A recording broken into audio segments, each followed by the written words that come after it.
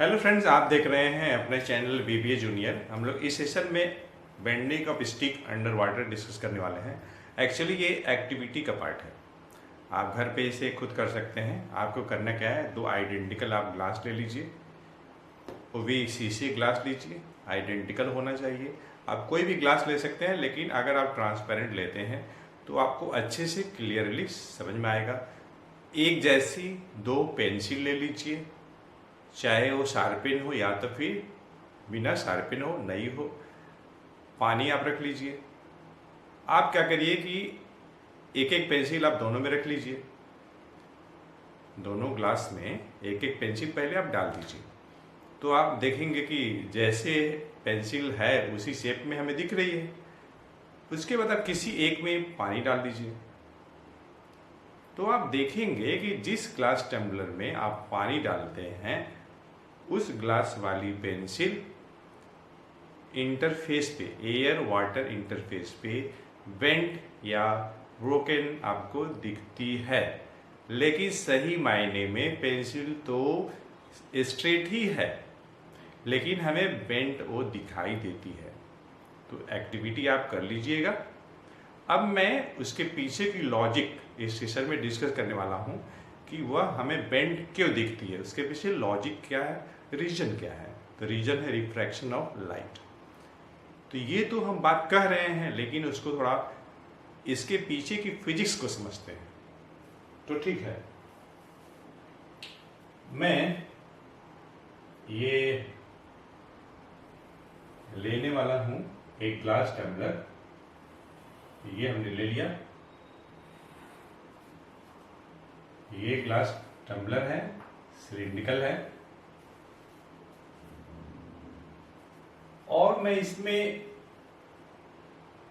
एक पेंसिल रख लिया। ठीक है, अभी पानी नहीं है, ऐसे ही है। चलिए इसी टाइप का एक और हम लोग लेते हैं ग्लास टम्बलर। इसी टाइप का, सेम साइज का है। हो सकता है डायग्राम बनाने में सेम साइज का ना बने, लेकिन आप मान लीजिएगा कि इसी टाइप का है, सेम शेप एंड साइज का है। आप ऐसा मान लीजिए, और पेंसिल भी एक ही तरह का है। अब मैं इसमें वाटर डालने वाला हूं। वाटर मैं पूरा ही भरता हूं, पूरा ही मैं वाटर भर दिया। यहां तक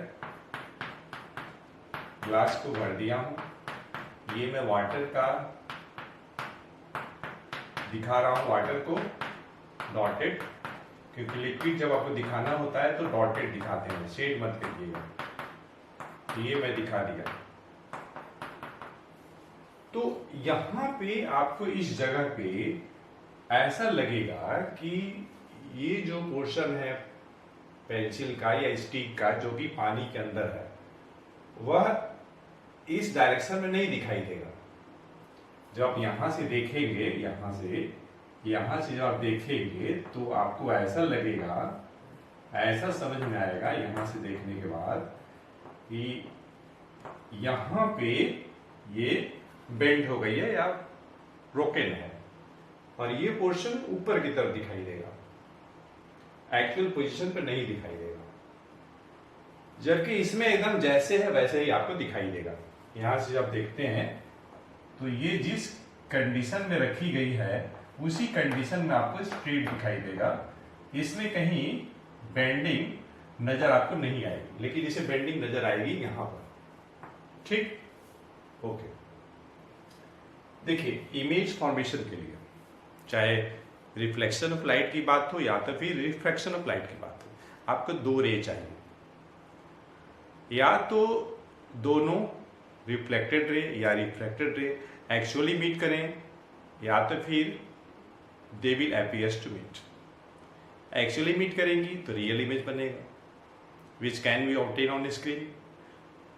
if they will appears to meet तो वर्चुअल इमेज होगी, which can not be obtain on screen. यहां पे क्या बन रहा है जरा समझते हैं फिजिक्स को। इमेज फॉर्मेशन के लिए हमें दो रे चाहिए, वह दो रे आपके ऊपर डिपेंड करता है। तो देखिए, ड्यूरिंग रिफ्रैक्शन ऑफ लाइट हम लोग दो टाइप की जो रे दो टाइप की जो रे लेंगे, इंसिडेंट रे लेंगे, एक ऑब्लिक लेंगे और एक ये आपका नॉर्मल रे लेंगे। नॉर्मल इंसिडेंट रे और एक ऑब्लिक। नॉर्मल, ये हमने नॉर्मल ले लिया, ये तो यह वाली जो रे है सीधे स्ट्रेट निकल जाएगी, बिना डेविएशन के सीधे निकल जाएगी। मानते हैं कि ये जो टिप है, पेंसिल हो या स्टिक हो, ओ है, और ये जो रे हमने लिया इंसिडेंट रे ओ ए है, और ए डैश रिफ्रैक्टेड रे है। तो इस नॉर्मल रे का तो पाथ हो गया डिसाइड, सीधे निकल गई, कोई बेंडिंग नहीं हुआ, मतलब रिफ्रैक्शन तो हुआ लेकिन विदाउट बेंडिंग हुआ। दूसरी टाइप की रे मैं लेने वाला हूं क्योंकि हमें इमेज बनानी है और हमें दो रे चाहिए, दो इंसिडेंट रे, एक हमने ले लिया। अब मैं दूसरी लेने वाला हूं ऑब्लिक। ऑब्लिक ले लिया, O B, O A normal incident ray है, ओ बी ऑब्लिक है, ऑब्लिक स्लैंटिंग। ठीक, तो चलिए ये ले लिया। अब क्या होगा, बी पॉइंट ऑफ इंसिडेंस है, ए पॉइंट ऑफ इंसिडेंस था for the incident ray O A, O B के लिए बी पॉइंट ऑफ इंसिडेंस है। अब मैं इस बी पॉइंट पे नॉर्मल खींचने वाला हूं। नॉर्मल हम खींच रहे हैं इसलिए कि ताकि हमें रिफ्रैक्टेड रे का डायरेक्शन दिखाने में दिक्कत ना हो, क्योंकि हम जानते हैं कि व्हेन लाइट रे traveling from rarer to denser, it will bend towards the normal. When light ray moving from rarer to denser, तो towards the normal, denser to rarer, away from the normal. तो जरा देखिए यहाँ पे क्या हो रहा है। लाइट रे वाटर से एयर में जा रही है, तो एयर के कंपेरिजन में वाटर डेंसर मीडियम है, ये लाइट रे ऐसे जा रही है। अगर यहाँ पे थ्रू आउट वाटर ही होता तो लाइट रे के पाथ में कोई चेंजिंग नहीं होती, लेकिन इसके बाद यहाँ के बाद तो इधर एयर है, तो मीडियम चेंज है, डेंसर से एयर में लाइट जाएगी, तो that will moves away from the normal. तो नॉर्मल दिखा दिए, ये इसका ऑरिजिनल डायरेक्शन है, तो इससे ये थोड़ा बेंड कर जाएगी। तो ये मैं बेंडिंग दिखा दे रहा हूं, ये बेंडिंग दिखा दिया ऐसे।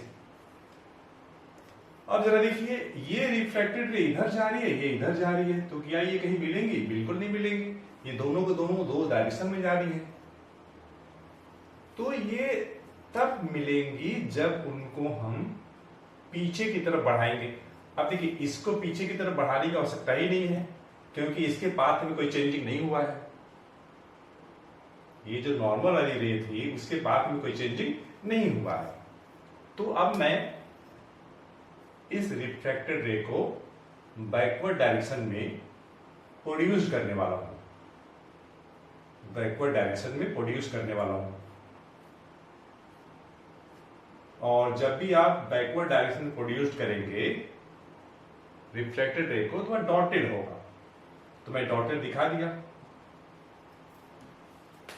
स्केल की सहायता से करिएगा। ये आपका आ गया, ठीक है। लाइट रे यहां से जा रही थी ऐसे,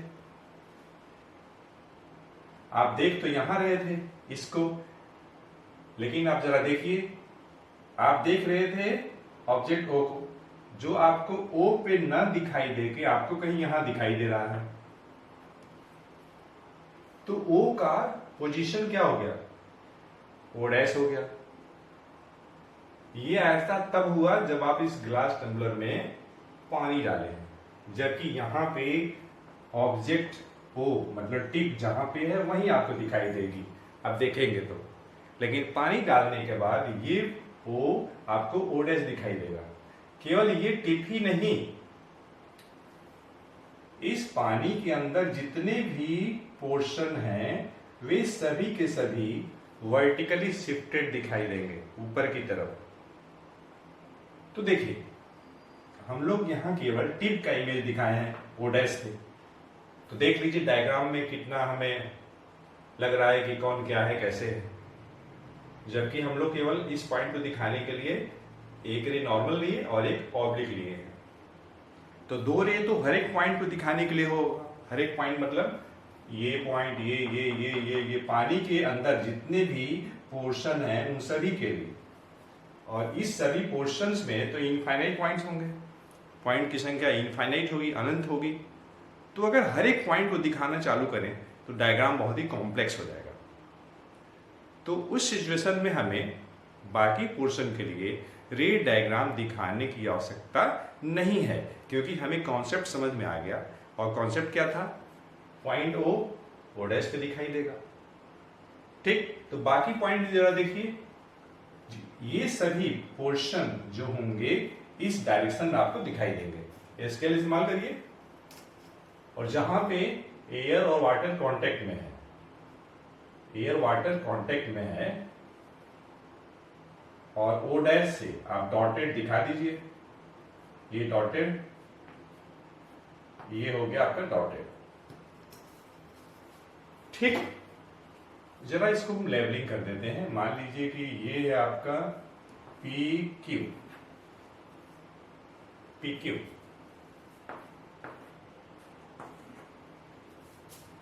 पी क्यू। तो हमारे पास पी क्यू ओ पेंसिल है या स्टिक है। तो इस पी क्यू ओ का पी क्यू पोर्शन में कोई चेंजिंग नहीं है, वो बेंडिंग नहीं दिख रही है, बेंड नहीं दिख रही है, केवल क्यू ओ पोर्शन हमें बेंड दिखाई दे रही है। और इस क्यू ओ का जो इमेज बनेगा क्यू ओ डैश बनेगा। ये पॉइंट हमें यहां दिखेगी, ये पॉइंट यहां दिखेगी, ये पॉइंट यहां दिखेगी, ये पॉइंट यहां दिखेगी, ये पॉइंट यहां दिखाई देगी, ये पॉइंट कहीं यहां दिखेगी, ये पॉइंट कहीं यहां दिखेगी। तो जितने भी पोर्शन हैं जो कि इनफाइनाइट पॉइंट से बने हुए हैं, जो जितने ही पोर्शन स्टिक के जितने पोर्शन जो कि लिक्विड के अंदर हैं, इनसाइड हैं, वे सभी पॉइंट वर्टिकली शिफ्टेड हमें दिखाई देंगे। तो ड्यू टू वर्टिकल शिफ्टिंग जो है यह पेंसिल या स्टिक हमें बेंड दिखाई देगी at the boundary of the surface interface between water and air. और हमें यह क्यू ओ डैश के लॉन्ग दिखाई देगा।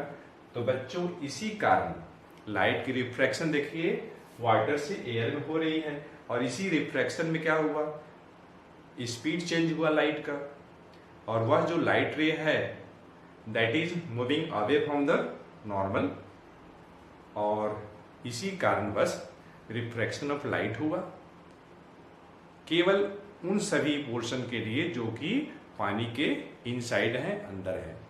और इसी रिफ्रैक्शन के चलते कोई भी स्टिक हो या पेंसिल हो, अगर वह किसी ग्लास टम्बलर में जिसमें कि वाटर रखी गई है, वाटर से भरी हुई है, तो हमें वो बेंट दिखाई देती है या ब्रोकन दिखाई देती है।